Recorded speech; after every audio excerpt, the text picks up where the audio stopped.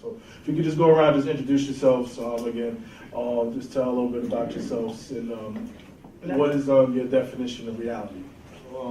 What is my definition of reality? Yes. I mean, I feel like reality is what you wake up and you see on a daily basis in terms of what you focus your mind on and what you really think about that is more important to you than the obstacles that they try to give you or structure throughout your list of or agenda they try to give you in terms of how you're supposed to live your life. Mm-hmm. But if you get up with a certain mindset and, you know, like, it's funny how it's easier to target when you have a positive sign or crosshair, a positive crosshair, than to just try to shoot at just like a balance. You look at negative and positivity and you see the influence of just knowing that you have a focus with a positive mindset.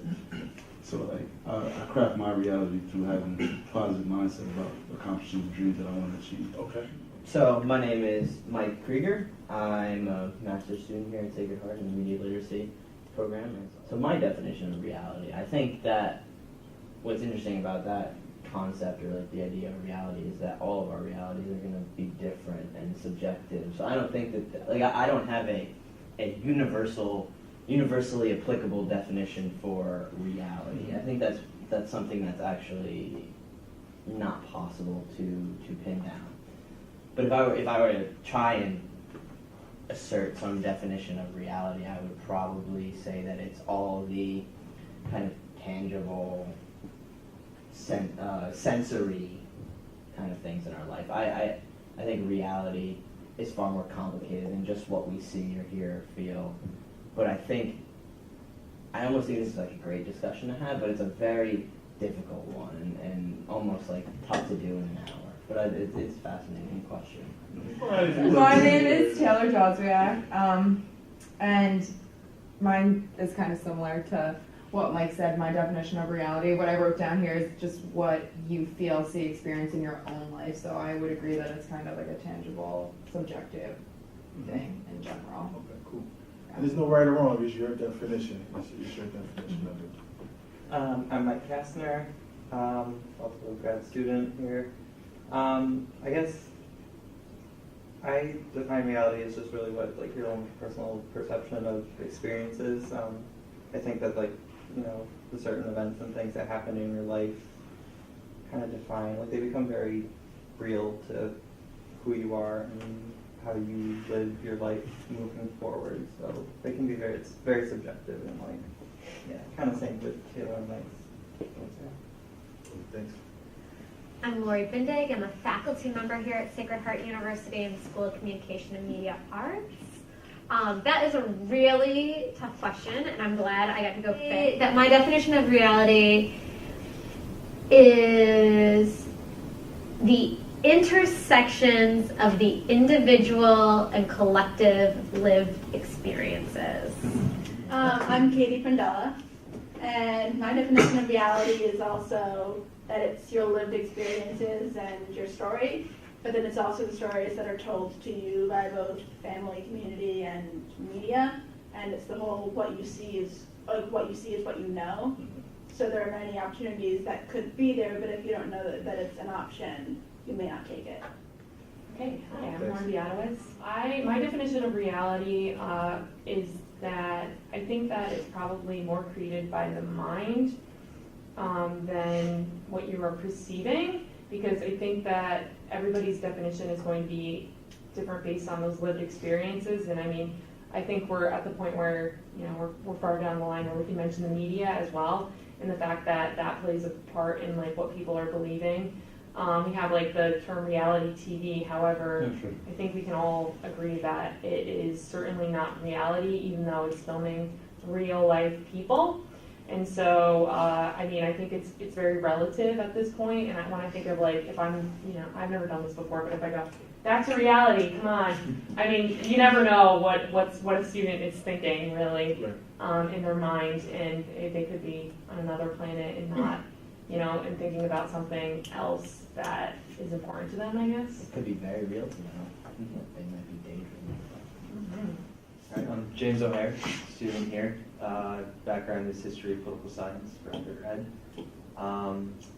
my definition of reality, I mean, kind of like the amalgamation of what everybody says. You know, like Ryan said, you know, what you wake up to every day. You know, the people that you interact with, the places that you go.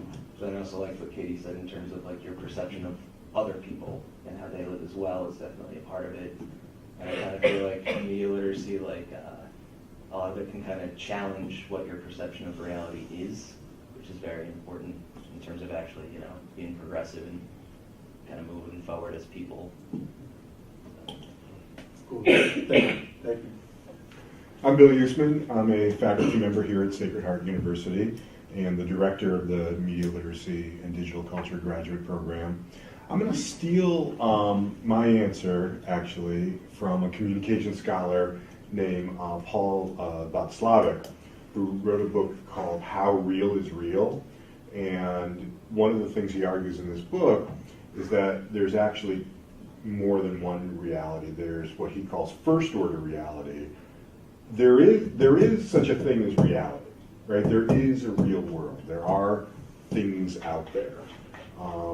But probably what's even more important is what he calls second order reality, which is our perceptions of that world. And those are even more influential in terms of how we live as human beings. So there are certain things that actually are real about what's happening in the room right now, but there's also, I didn't do a count, but like 10 or however number different perceptions of that, and that those perceptions are more important than whatever the so-called objective reality is. Cool, thank you. I mean, again, ironically, when we do go around speaking to people, that's like our first question. I mean, we do like to ask, I mean, because all the answers, I think, you know, are different, but at the same time similar in some senses as far as that, because, I mean, reality ultimately, I heard the one perception is going to be tied in somewhere along the way here. And with this course, I know the media literacy and digital culture here, what I'd just like to just kind of just follow with as far as like, what impact do you feel like as far as media literacy plays on today's society? I mean, this is, like I said, it is a graduate course, and I'm sure media literacy is getting taught in a lot of ways, different ways here. And I know just kind of just reading some of the information about the program, I know it's tied in like with social justice and things around children's health, you know, and all that too. So just kind of just put it out there as far as like, how do you think this plays impacts as far as today's society? I mean, I think like a lot of issues in terms of like, you know, race and gender and sexuality, like those big kind of topics. A lot of people aren't really like subjected to like those issues just kind of on a day-to-day basis. And so because they don't have that personal firsthand knowledge of those issues, they then learn what they know from the media. And so then if they aren't able to like critically analyze it, they can then be endowed with like a false perception and then their reality is kind of skewed. So you think it's just kind of it's getting like just sucked in like so fast, the view and the perception kind of like you said just gets skewed as far as like just what they're seeing. Because again, it's just one of those things here. It's just so much going on at one time here. Like with the media, you see one thing, and they feel that might be what's going on in the world, and 2 seconds later, they're maybe turning channel or doing something else, and something different is coming on. And then again, for what they just saw 2 minutes ago, totally doesn't exist, and it's kind of what's going on right now. Yeah, I mean, I definitely think like in terms of like that kind of like short attention span, like we're constantly looking to change. But I mean, also just like just seeing like just a depiction of like, you know, like we watched like a film called Latinos Beyond Real about like depictions of Latinos in the media, and so like they might see, you know, a depiction of, you know, Mexican as a cartel leader, and then they get the idea that, oh, if I go to Mexico, I'm going to be kidnapped by a cartel. Right. And you know, like they just look at that fictional portrayal and they think that that's what's real, like Good point. without questioning. Definitely good point. Yeah, so I think if we're talking about the role that media literacy plays in society, I think it's not nearly as vital a role. I think that there is a lot of room for media literacy in a number of kind of facets of society, and unfortunately we have a corporate media that doesn't have a vested interest in kind of facilitating critical consumption and critical analysis. But I take it back to something that Bill has talked about a lot, and the book with The Second Priority by Nicholas Kristof, I think is his name, right? He wrote about, he was a former FCC commissioner, and he wrote that no matter what your first priority is, whether it's issues with race, issues with sexuality, your second priority should always be media or media reform, because all of these issues are very much intertwined, and as James said, we get a lot of whether it's about crime, whether it's about different types of people, we learn a lot through the media. It's kind of a socialization agent in many senses. So I think that the role of media literacy in society can always be inflated. I don't think you can ever have too much media literacy, too critical of citizenry. And I don't know, I think it's difficult to pinpoint one specific role or anything, but I think that the overall kind of role of media literacy in society is to promote a more critically engaged citizenry and a more participatory society. Because I think it really is the media that stops a lot of people and instills cynicism and all this kind of stuff, whether it be politically or socially. There's a lot of room for intervention, and I think that media literacy will and should be kind of the driving force behind those interventions. Now, you mentioned interventions as far as, you think of some, or what do you think as far as, ideally, would it be like the ideal intervention if there was to be one? Well, if I could wave a magic wand and say one thing, it would be to take the profit motive out of our media, because I think that is behind a lot. Well, if you look at journalism, something like journalism, which is supposed to be the kind of an underpinning of American democracy, it's very important in a democratic society to have a highly functioning journalistic community. It's impossible to have that when their motive is profit. And when I watched it was a Young Turks clip last night of this conservative commentator saying very explicitly, if it bleeds, it reads, and that was her motivation in journalism, and that can't be. And they very eloquently point out how that if that's your motivation, if it's what gets the most views, we're going to be living in a pretty messed up society. And I think, I'm not saying that the media is to blame for all society's problems, but they certainly play a role in each of those problems, whether it's a large role or whether it's a more marginal one. Anybody else have any thoughts? I feel like media literacy should aim its role is to educate the displacement of morals and ethics in a fluctuating human communication environment. So it's almost hard to imagine in ways in which the nucleus of the family is set up to how the spouse, the mother, the wife, the husband are in the bed together, and they wake up in the morning and an alarm wakes them up.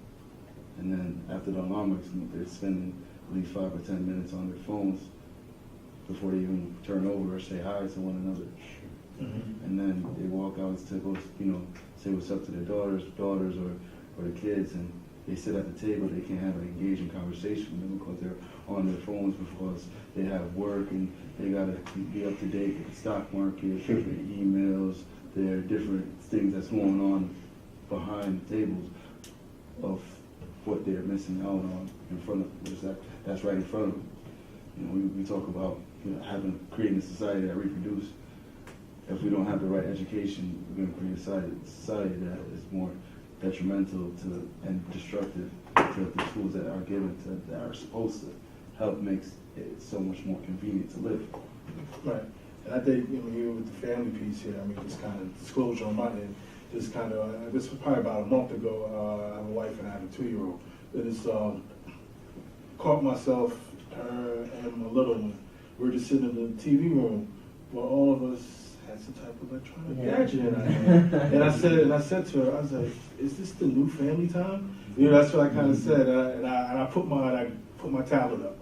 As soon as I said that, I was like, this can't be. You know, it just kind of, but the little one steady could. This grandmother spoils her, so grandma got her tablet. I'm like my mom, she steady just swiping little Dora episodes and all this other stuff.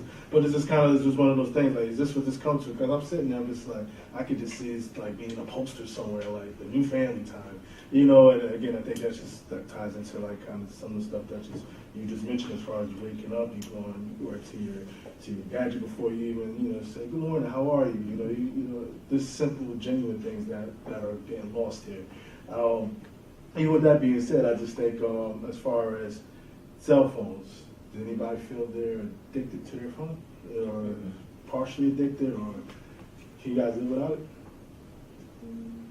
It's a very interesting question. I mean, I was thinking of children. I think media literacy will always have, and that might be one place where it kind of gained some traction, is in the more protectionist forms, where the idea is to protect younger people from some of the ills of media. Now, I think that's far from the only role of media literacy. But when you look at how much children use media, whether it's phones, tablets, television, Netflix, it's everywhere. That's not necessarily a bad thing, because these are powerful technologies, powerful tools that are undoubtedly going to be very much a part of their vocabulary and their tools when they're older. So they need to, and everybody needs to have some basic knowledge of how to use these things. But how are these things organized? What do the companies that make these devices want? Do they want students and children to use these in a way that's going to engage them with the world? Or are they cutting people off from the social world? And are they sending them towards more consumerist kind of ideologies? And I think that's what's troubling, is that I have young cousins and they play tons of games online, and it seems harmless. But when you realize that most of the stuff they're playing are essentially, games masquerading as advertisements for fruity cereal or whatever it might be, it's troubling. So I think that, especially with the kids thing, and me, myself, I'm definitely addicted to electronics. I can't play video games without having my computer and some sort of stimulation coming from that as well. I can't read a book without some music or something, and I think that it's actually becoming quite ingrained in our brains. And I'm not, trying not to be technologically deterministic, but I think that it's definitely changing the way we think, and maybe for the worse. That's long. Sorry. How's everybody else feel? I mean, I think that we'd like to think that we're not addicted to our phones, but I mean, I find myself in the morning, like Ryan said, like looking. That's like the first thing I do when I wake up. I was actually out to dinner last night with a friend, and we like always say, we're like, okay, we're gonna put our phones away so we can like actually have a conversation. But there was a family next to us, and this girl was on her phone the entire time, and we were out to dinner for like maybe 2 hours, and they were in and waiting for like 15 minutes and gone like 30 minutes before we left. And it was like a family of 4, and I'm like, I remember going out to dinner with my family, and that was like our time. And she must have just been sitting the entire time just Snapchatting. Like, she was on Snapchat, and she was like Snapchatting her and her brother, and I'm just like, how as parents are you like sitting here and just like letting your kid just be on the phone the entire time? And I think this kind of goes back to the intervention. I kind of agreed with her, and like I think profit like is something you definitely have to change in terms of media, but I don't really think it's too realistic of a change that's ever really going to happen. So I think we really need to understand more, like, and realize that we have this addiction. I think that's something we can change, like, through media literacy, and kind of just come to realize, like, the consequences, like, how it's changing, like, in terms of kids in schools and family time and how you value relationships and things like that. And yeah, I definitely think we're addicted to our phones, for sure. Part of our reality. How about this side? Yeah, I could add, like, even like if you go to a show, like just any concert or anything, you see everybody's, like, and No like longer to the me, lighter. it drives me crazy because this is no different than just watching it on YouTube. Mm-hmm. And it's like, why did you pay all that money to be there if you're just going to watch it on your phone? And so like it really drives me crazy. And it's like I feel like because we're so like, I have to put this on Snapchat, I have to put this on Instagram, I have to put this on Facebook. Like it like really is like like we talked about how like text kind of ended like an oral tradition with us, and like this is like the real death of that because there's like no stories anymore. Like you never say, oh yeah, like I went here and it was awesome. And you like describe it and like because everybody can see like, oh yeah, I saw your Snapchat, I saw your Instagram picture, and but yeah, like it's absolutely an addiction. Like Mike, like there'd be times like I just find myself just like I don't even realize like how long I've been on the phone. Like and like your story with the family time, like there's sometimes like I kind of catch myself like, holy crap, like I've been like just reading random stuff on Wikipedia for like a half hour. Like what am I doing? And I literally just like throw my phone to the opposite end of the couch just so I can like cut myself off. And even with that, Just it's wasting kind of, time. Yeah. even reading like Wikipedia, I mean, it's no different from us sitting there with a newspaper, but we don't know what that person's doing. You know what I mean? As Yeah. far as with the phone actually in your hand instead of having an actual newspaper in their hand, So it's just interesting, like obviously this phone, obviously everything's tied into it now, from the newspaper to everything else here. I think with that even being said, it's just like, how do we, I don't know, corral it, for lack of a better word here. I mean, is there any way of like within yourself, because I know everybody's answer may be different here, but as far as that goes, how do you kind of, how do you make sure you're mindful of like that it doesn't become like overly addicted? Well, just a personal thing. So I had an iPhone for a long time, and as many of you know, I gave that up and returned to the antiquated BlackBerry because I thought it would be less conducive to spending my entire day on my phone and things like that. But I find that I've replaced whether it was Instagram or whatever app I was using with just doing what you said and reading the news all day on my phone and well, I like to think that that's more productive than just playing mindless games. I'm cognizant of the fact that reading, a couple articles on CNN on my phone is nothing like sitting down with the New York Times and engaging with actual news. So that's like one thing that I did, but it wasn't particularly successful. So I think to actually think about how we would corral this, it would take some sort of, I think, deep-rooted kind of cultural shift where we actually take a step back and look at how all of this technology, not just phones, but everything, is affecting the way we live our lives, and taking it from there. Or maybe you start with looking at how intrusive phones are in our life and go to other. So with that step back and looking at everything, one thing that really bugs me about the conversation of addictiveness is that it's always, or most of the time, limited to children and teenagers. And what should we do with the teenagers? They're addicted to their phones, and like the children are addicted to the media. But it's really everybody is addicted to the media, and it's a conversation for the majority of the people who have access to it become addicted to it in some way because it's bright and shiny and like, ooh, the colors. But like, so in terms of what needs to be done, I think it's really important and like to have it be a conversation for everyone, not just children or teenagers, because they're just copying it like from everyone else that they see. Right, no, absolutely. I mean, obviously the biggest probably figures in kids' lives the parents are adults, and everybody else that are adults around. Like you said, that's where they're getting it from.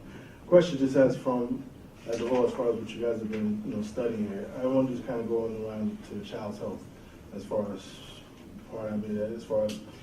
what you guys are learning with regards to media literacy in the digital culture here. Like, what are you guys talking about with regards to children's health in that area here? We talk about the growing demographics of how children are growing up with technology easily at their disposal. I didn't get a cell phone until like junior year in high school. These kids are growing up with cell phones at age 6 or at age 5. Or some of them with the affluations of life and get grown up with them straight out the womb. They have it right in front of them at their crib, and then they have a tablet ready for them when they're like 1 or 2 or 3. Katie had a great presentation on Tuesday where she showed a kind of the charting of how the ages are influenced by like technology. Was it so? Or the different social media sites? It was the different social media Yes. sites and showed the demographics of age for each one. It was crazy. It was crazy to believe that in margins, like, it was only like 3 to 1% older people really using sites. And you've seen, as we looked at the different ones, I think Facebook would have the highest number of like 26 or something like that percentage in terms of 18 to like, you know, a certain amount of group. But like, it was just a rising number to us because, in all honesty, that's not what we are accustomed to. Or either our professors. And here we are looking at the information about technology and how it's affecting the youth. And it was kind of staggering because it's just like this lifestyle that they are adopting to live without any consensus. So they're not given a moral thought about it. They're not given the basis of understanding because it's just given to them to just play at will almost. Yeah. Yes. Okay, so I kind of wanted to bring up like as a teacher's perspective, and also as somebody who's been using like social media and like go back. I think we're really the first generation that grew up with it. I mean, I was on AIM in 5th grade. I was playing video games or playing computer games when I was in kindergarten. So I mean, I think it goes. It's not. I don't know if it's about the phone is the new technology, and obviously that's shiny as we've already established. But I think it. I mean, I don't know. I think it is alarming with children because I don't know if we know the repercussions yet. However, I think that because their brains are developing, I don't know how it's really going to affect them. I think until there's like scientific research that comes out, that's going to be really important. But I mean, also I can say that. You know, growing up with media and also being pretty fairly addicted to it, I think I've grown up in, you know, I'm in my master's program now, I'm a teacher. I think also that they're kids. They're, you know, as long as they're not, you know, on their phone and like causing something like law breaking or bullying. I mean, obviously those are things, and I've definitely encountered cyberbullying like in my experience, in my you know, in the whole time I've been using the internet. So, I mean, I think it's just like a new platform. And obviously it's scary when like parents just like let their kids go to bed with their phone because obviously they don't know what they're doing. Because, I mean, I think a lot of parents have the philosophy like, oh, your computer, your desktop is in the living room. But I think the phone kind of takes that away. But then again, I mean, I think there's a lot we can harness with digital technology and the fact that a lot of schools have bring your own device policies now, and showing them like how to appropriately use those applications. I think that there's a lot that can be done, and I think that's kind of the way to intervene with students and kind of showing them the right way to use their devices for good and not evil. Definitely, and I think you brought up the policies. I mean, I know we, you know, at Open Trail, we actually had a proposed bill out, you know, legislation to try to get it into the school system, try to make some headways there. Again, not saying that teachers already got loads of responsibilities and tasks and jobs, especially, you said middle school, right? I can't imagine. Yeah, but I just, you know, just somehow incorporating into what's already there as far as the curriculum, not trying to add something new there.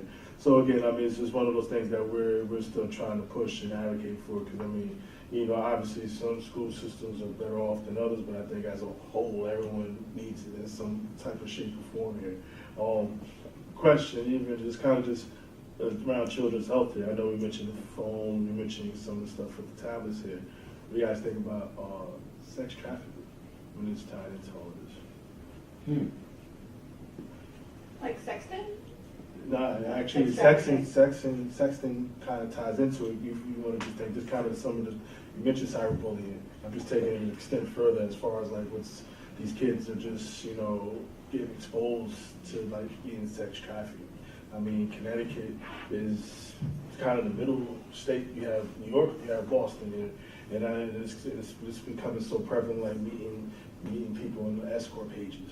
as far as like these kids, as far as on their phones here, they're getting these accounts. They're, you know, so savvy as far as the Johns and the traffickers here. As far as, I mean, again, I think that just kind of ties into some of the children's health here, as far as just being sure, like, you know, they're mindful and educated about all that stuff as well too. Because, like I said, believe it or not, like I said, and unfortunately too, like it's like a growing epidemic, like here in Connecticut. I mean, nationally, internationally, but just obviously because we're in Connecticut, just kind of talking about Connecticut. Like, and like I mentioned, how we're in between states for like the 95s right here. You know, you have 95 at the truck stops. You have all that. You have major airports. And all the stuff as far as, you know, just kind of even around the digital culture, like they're just taking advantage of it as far as the traffickers here. So I think that's just something to think about, even with children's health. And I just wanted to take it a step further because it's all types of, though there's tons of positive stuff, but the negative stuff is just becoming just sort of visibly out there. And texting stops, even with texting here, I mean, it's peer-to-peer trafficking that's even being done. Like kids are trafficking other kids now here in Connecticut, let alone adults. So I think it's just something out there. I don't know if you guys are even familiar or kind of aware of that. You know, I just wanted to obviously put that out there, just kind of get your thoughts on it if you do have any thoughts on it. I actually am not very familiar with Connecticut's particular sex trafficking problem, so I'll talk, I guess, a little broadly about kind of what I think, how the media plays a role in that, and how especially digital media. And I think it goes back to the idea that there are good ways to use this new technology, but there are also a variety of really bad ways. And just like there are criminals, whoever, people are going to take advantage of other people, they're going to take advantage of this technology when it provides them the opportunity. And it's not just sex traffickers, it's drug dealers, it's whoever. Digital technology, it provides this a level of anonymity if you know how to use it. So I think with any sort of technological development like this, there has to be appropriate measures, whether it's by law enforcement, by community groups, to make sure that they're on top of it, that they at least know how people are using it, if not better than the people who are using it. I think it's a very difficult thing. I'm interested, because I don't know so much about it, but it's very interesting to hear that that's like a pertinent issue. Yeah. Troubling. And I think this even with media literacy as a whole, like you mentioned police or policemen, just as well as we're getting educated along the way, they're getting educated. Absolutely. And as you know, once something has been like cracked down or kind of taken care of, there's two more things you got to try to stay a step ahead, and then there's 2 steps ahead, and there's 3 steps. You know, so it's always evolving. There's always going to be something. But again, like I said, I definitely, even with around the sex trafficking, just kind of wanted to just share that and also get your thoughts on it, because again, just tied in like the media and everything else going on here. Like it's unfortunately, like I said, it's a growing thing here as far as in Connecticut. Sound like you got half a hand up. Yeah. Okay. So for me, the most important part of this whole conversation, whether it be like sexting between kids or like international sex trafficking, is to like look at the context surrounding it and not just the individual like message or videos, and like the people involved with it, and like power and agency and how they're at play, and like who like agency is such a big part of all of that, in terms of whether, like, not necessarily whether or not it's legal, but whether or not it was like their choice. And even if someone consented to something, if you don't like look at the circumstances of what other choices or lack of choices they had, like it plays such a huge role in the decisions that they made and how we got here. So I think it's important to like contextualize the whole situation and not just like look at one child, like with one text messages, but look at the circumstances around it. Yeah, definitely. Even want to add to that, I'm sure it's been discussed some in like advertising. Like you can't walk away from it. You can't get away from it. I mean, whether it's a Calvin Klein commercial that's supposed to be about jeans, but it's not about no jeans. You know, you look at, but it's just like, and then like us as adults, and even obviously of all ages, is getting lured into that. Just kind of like you want to look like that person or whatever the case may be, and just kind of like these kids are just seeing that, whether it's the ads that's popping up, on their phones or when they're looking online or just what they're seeing on TV, and like advertise as Anybody, you guys talked about that as far as throughout the Yeah. semester? Yeah, a lot. Yes. We basically did some interesting study in Professor Vivian's class about pornography and that culture, and we kind of touched base on it with Bill's class with I think it was the 12 ethics and Media. 12 media ethics. Mhm. So sex sells, and you know Lauren pointed out that she was playing video games or at her disposal, as all of us were, to technology and just having the space, the time, and the undivided. We don't have the attention by others to let us mediate it. We mediate it on our own, and we fostered our own values and fostered our own attentive, detail to it. So it's like going back to selling sex in America. It sells all over advertisements and all over. So we want to talk about sex trafficking when sex sells. And this is the environment that we're under child health media here, studying again our master's in communication up there. That's powerful. That's two things in one equation that shouldn't be there. Absolutely, it's kind of like Carl Jr. asked, Oh, when yeah. somebody in the bikini got to do me with a burger. Yeah. Like this. Again, anybody else who just want to share about around advertisement and what you guys are working on? I think going back to your first question in terms of what is reality, I think advertising plays a really important role in defining our reality in America and Western society, especially where the kind of epitome of success is having things, having houses, cars, whatever it is. That's how you show that you're successful. So in a society where consumption is the main vehicle for perceived happiness, obviously advertisements are going to play an important role in kind of facilitating and shaping the way we think about ourselves, society. So we've talked, more than I can remember, obviously, about advertising, and I think it really goes back to that first question about what is reality. And in Western society, advertising shows us what some people think is, or what corporations want you to think reality is like. And then media literacy has an important role to fill in kind of dispelling some of those notions about what happiness and about what life is about. And I would just add who we're supposed to be. Like you touched on it, but so not just what we're supposed to have and how we're supposed to live our lives, but who we're supposed to be, what we're supposed to look like, who has value, who doesn't have value, by what we see and what we don't see in the media. Now, this is from our professors, actually. Exactly put them on the spot. But in what ways, just as far as have you taught media literacy, as far as to the cohort here, as far as, and how receptive have they been? Well, I'm going to have them the Cliff Note leave the version. room for me to really answer that second part of the question. Bye. Do you want to start? Mhm. Or do you want me to start?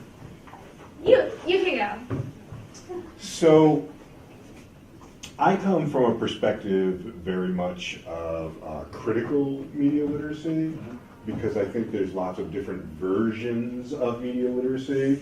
Kind of going back to that idea of reality and perceptions of reality. When you say media literacy, even for people who consider themselves to be people who are doing media literacy, you're going to have all these different versions of what that means. But I come from what I consider to be a critical perspective, which for me means that we're not only talking about, what are the techniques that advertisers use, or how can we skillfully read a media message. That's all important, but for me, that's just the starting place. And that what we really need to look at is issues of how media are the voice of the powerful. And so what does that mean in terms of who's controlling the media, what their purpose of using media is, and what impact it then has on us and our ability to think as autonomous, independent people. So that's kind of at the core of like everything I do. We're in Mod 5 now, so these guys are probably sick of me, saying, using the words power and, talking about social control and talking about ideology. They've probably gotten pretty used to that. I'm always going to come back to that. Like they could probably almost predict, okay, this is the moment when Usman is going to say, power, capitalism, racism, sexism, hegemony, heterosexism. So that's the perspective I come from, and it's at the root of everything I do. I think these guys have been pretty open to it. I don't, as part of that, I don't expect that I'm going to create little clones of myself, because that's actually the opposite of the perspective that I really want to come from. I think the role of mainstream commercial media is to try to turn us all into little clones, right? Who want to wear the same clothes and have the same objects, and so it's not that I want them to emerge from here just echoing what I say, but more that I want to encourage them to do that type of critical, autonomous thinking on their own.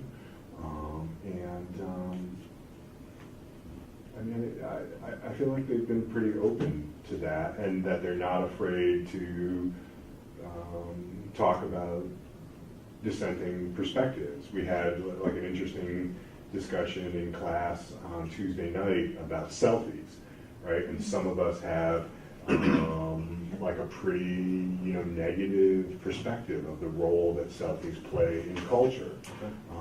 And I had them read something that took a very critical stance on that, but Katie presented on it, and she took objections to how the author was framing it, and I hope that she felt that she had full reign in class to be able to do that, and that by bringing those different perspectives together as a group, we were able to end up with kind of like a more nuanced perspective on it that wasn't entirely negative and wasn't entirely celebratory. So, like, I've been happy with that. Maybe Lori and I should leave the room to see what they think about whether they've been allowed to think autonomously or not. But that's my long-winded answer to that. Thank you. And I would just say I take a very similar theoretical or philosophical perspective. We came out of the same graduate programs. So there is going to be that same mindset, and obviously a lot of the people that come through here, while might have different perspectives on different topics, but like have an orientation that media literacy is about society, not necessarily just individuals.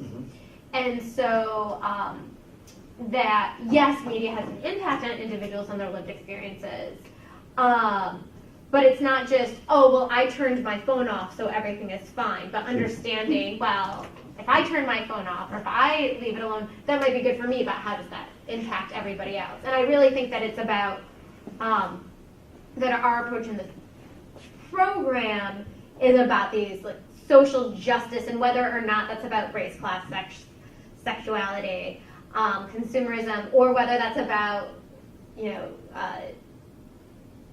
vulnerable populations, or whether it's about health issues, that all goes together. I would also say that because of the way the curriculum was created, the types of courses that are in this master's program, like that critical perspective is fairly apparent, and so I think it draws a really special type of individual. Like, and I think our students, we're going to get the people that think thoughtfully, if that makes sense, that's the stupidest sentence ever, about the media, or want to think, or want to explore these both social justice issues, as well as how the media is related. That they're going to take that perspective. And so they might not agree with every single thing they read in class or see in class, but they might be more predisposed. Like, so we're at The least game in is this, rigged. yeah, the game is rigged. That we're not going to get somebody in here who's like, well, I hate media, like that. Because that's too simplistic. Right, that's too simplistic. That wouldn't make sense for our program. And I just don't think that they, like, I think they would self-select us. We have self-selected individuals. Well, that actually happened. Yeah. Right, so we had a woman who came to an information session who, she said, you know, I hate media, I want to get as far away from media as possible, and so to be ethical, I had to tell her, well, this is a media literacy program, so every class we're going to be looking at media and talking about media, and that might not be what you were interested in doing. So she ended up like not, you know, applying because It just wasn't a good fit. And so it's predisposed. So yeah. And so I would say that they've been receptive and brought great things to the table. Cool. And I just think too, I mean, between yourself and Bill just talking just now, which is kind of like, you know, even with the social justice piece, it's just, I guess you could have probably picked a better time to be in scoreboard. Just with everything going on, you know, whether it's elections, whether there's other things going on, you know, whatever, how you want to deem it, police brutality, things with the police and everything, and just kind of how media plays a role in that. I mean, any thoughts on that? Anybody? Well, yeah, I actually started an internship at the Media Education Foundation, which is a nonprofit that makes documentaries about the media. And towards the end of my internship it was in August 2014 when Michael Brown got killed. Mm-hmm. And when police brutality, police violence, state violence became a kind of real mainstream focus of the media, of people I know, on Facebook, all this other stuff. So I think, and I'm not going to say that wasn't the factor, but it was that being at the Media Education Foundation at that particular moment in history, being around some of the people that I was around, really oriented me in this critical direction. So like you said, at this point of time in history and technological history, I think we are really at a very kind of interesting moment. And we each have our own skills and perspectives that we can provide and that will be valuable when we leave here. So whether or not we want to look at issues of police violence or at issues of children and health and children and advertising and things like that, we will be prepared to do that in a number of contexts. So I think that's why at this particular moment a degree like this is super important and is helpful. And Anybody else? Yeah, I mean, in terms of like citizen journalism, you know, the fact that like everybody has a camera on them at all times now, so everybody can kind of serve in that kind of watchdog role, which is very important in media literacy. But at the same time, though, then you still have like, you know, the Blue Lives Matter as like a response to Black Lives Matter, which is really like messed up. It really trivializes it. So that's kind of it being used for the wrong reasons, I think, but the potential is still absolutely there. And I do think that if there is more like kind of critical media literacy, people will kind of see that. Cool. And I think, I know I kind of veered off a little bit when you were just talking about advertisement, but also with advertisement, there's music piece to it. I mean, you know, you have the music videos, you have all those images and things that are being heard that just people are getting inundated with and, you know, altering their judgment and their way of thinking and their perceptions too here. I mean, has that been kind of discussed throughout the modules here? We've talked a lot As far as about the roles that. they play? Okay. We've talked about that a lot in terms of like gender roles and like the sexualization of like women and like kind of like in an intersectional way as well with like race and like violence and have really incorporated like a lot of different and then like class, things like that. I think that's like especially interesting. And then what is popular music and why do we think it's popular and what do we get from this, and I think that also ties into like children and like their safety, and they're blindly listening to these songs and like watching these music videos, and how are they, like internalizing this? And especially even how they sell the music these days, like it's no more going to the mall or I'm probably dating myself. I don't know. Is FYE still around? I don't know. Yeah, I don't know. Is that even still around? Yeah. I'm gonna say nobody beats the Wiz, but I really would have been dating myself. But I bring that up just to say, like, even how they're advertising and pushing music. Like now, everything's they're streaming, but it's got to be like a surprise.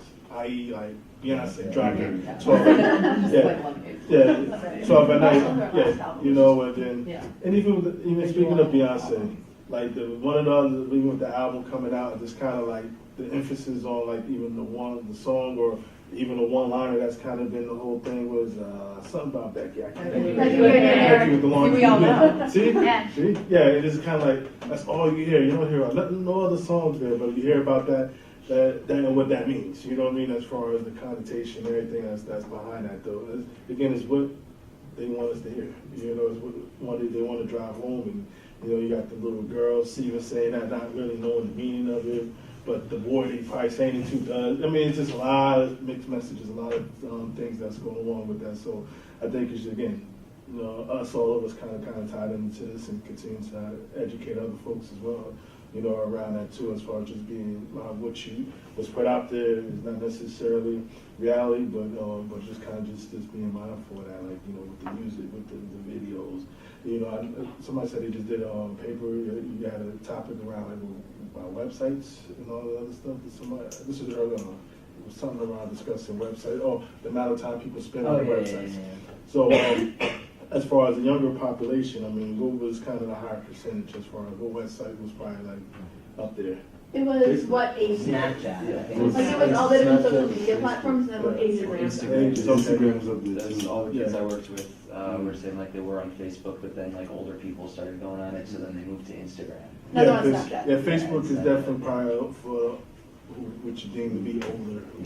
Yeah, They use Snapchat. I have a 15-year-old son. Well, he'll be 15 next month, and he's got no interest in Facebook at all. Like It's all about the it's pictures. Snapchat and Instagram. And even with the websites, I mean, World Star Hip Hop. I don't know if anybody's familiar with that. I mean, people, it's like a fight of the week, like with their cameras, what I mean? There's kids filming, just to like, oh, you're gonna get world star. Now it's turned into a verb. It's just like some of these things are getting turned into verbs, and just posting it and just kind of like, just portraying. I mean, just kind of the violence that it's just portraying. I mean, that's just kind of one example. And I know that site. I mean, between that and then also does a lot of pornography and kind of other things that's on there too. So I think it's just kind of just. Again, just time to just staying with the times here. And I know I've been looking. I'm over the hour here because we could probably talk about that.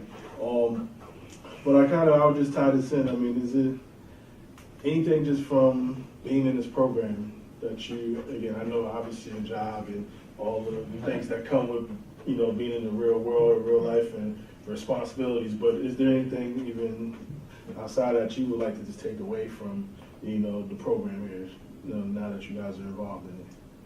If everybody could go around just as far as the students? Why don't we start on that side now? So we can. Well, for me, I mean, aside from just what we do, like the assigned readings and stuff like that, like just like the variety of perspectives that we have in discussions, I think like really challenged me and actually like really opened my eyes to like new ideas and new perspectives on things. Because like we have people, with film backgrounds, people who are, into sports, people who are teachers, so they work with children. Tether sociology, Mike comes from communications at UMass, where Maury also went, and so like it really is like a lot of different ideas being discussed and like being worked through in the classroom, which is cool for me. Cool.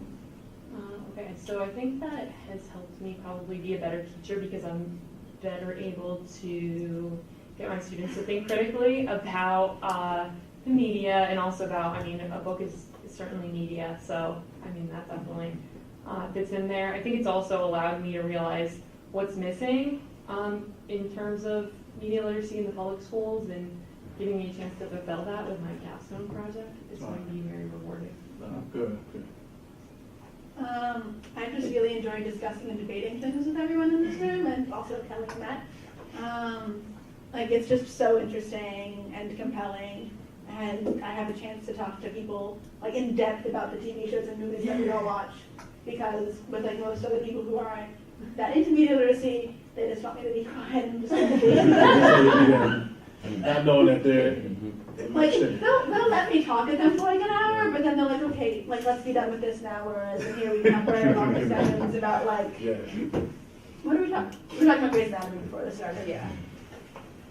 Cool, thank you. Mm-hmm. I've really enjoyed a lot of the stuff about like representation that we've been learning. It's, in my undergrad, I kind of talked about it. Like I learned a little bit because I have a film background, so I talked about it a little bit, but it was more like film theory. And so being here, I got to learn more about all the other, like representation theory. And specifically, I learned a lot more about like queer theory, which I really appreciated. So that's what I took away from this mostly.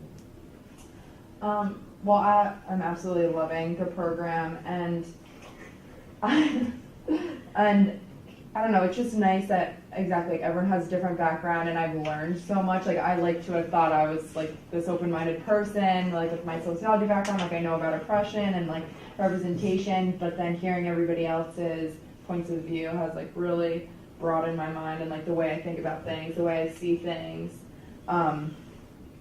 And it also has just made me more aware of like what to pay attention to, and like I'm gonna be more like inclined to like research things and not just like look at something or like click on something that I normally wouldn't have because I want to learn something new.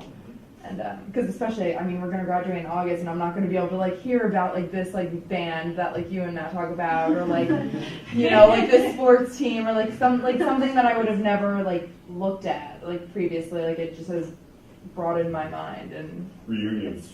yeah. We're gonna invite So you guys much to back talk for a about. reunion. It's been good. So yeah, I think that what I'm going to say probably mirrors a lot of what everybody else just said. So to take from kind of James and Taylor and everybody, so I think that the various perspectives were very important. I think my perspective is certainly different from a lot of other people in this program, but it forces me to perpetually challenge my own ideologies and why I think certain things. As a emerging scholar, I've kind of refined my focus, and that's going to be really important going forward in whatever I want to do, whether it's more graduate school, working in nonprofits, doing whatever. I can kind of have an idea of what direction I want to go in, and I don't think anybody should ever be so set in what they want to do in life, because it really takes away a lot of the kind of mystery and suspense, and I think some of that is really important. I also had the opportunity to teach for a year, which was an incredible opportunity and blessing. I'm not particularly religious, but I do consider that a blessing, and it has been quite a journey being on the other side of things. So all that kind of together, there's not one thing I want to take away, because I think if you go into a degree, whether it's a communication degree or even if it's an engineering degree, you don't want to come out saying, I want to do this. You should have an open mind always, and let things happen and take it from there. Thank you. So my takeaway from all of this class and being here since August is similar to the Snapchat filters. Like you got Snapchat filters of a dog and of flowers around things that are very popular. And the reason why they're popular is because people like it. And not only because people like it, it's fun and attractive. So media adds this filter to our lives. And being in this class is helping me understand the different perspectives, and having my own identity, and still having to see my own collective identity through being the individual, and just understanding and being more in tune with myself. I think that's a very valuable and important, thing to have, especially as we grow towards the real world, which is coming to us in August. So, you know, just having that positionality and understanding it came from multiple perspectives is truly abundant. And, you know, that could generate so much more in terms of how, you know, Mike kind of related to being open to different opportunities. With that being said, you know, I came here to master language at a young age. Came here from 7, I said, I'm going to get my master's in my master's language here in America. And, you know, just to be able to say I've set that out and made it happen, it's just going to even push me forward into my next dream. And, you know, I'm trying to make big things happen, and I'm focused on it, I'm positive about it. So, you know, I learned politics thanks to them, you know what I mean? And, you know what I mean? Lori showed me the visuals of it all and understanding the true natures of it. And I'm just going to collectively use it to just get in the NFL and just do what I need to do as an entrepreneur, like, you know, not just as an NFL player, because they built this, they crafted more of my understanding of what I have to bring to the table in terms of the different type of stuff we've done in class, the blogs, papers, you know, the ways in which we have to showcase our knowledge to show that we have the media literacy traits in all of its realms that are coming to take full effect in the 21st century. Thank you. Well said by everybody.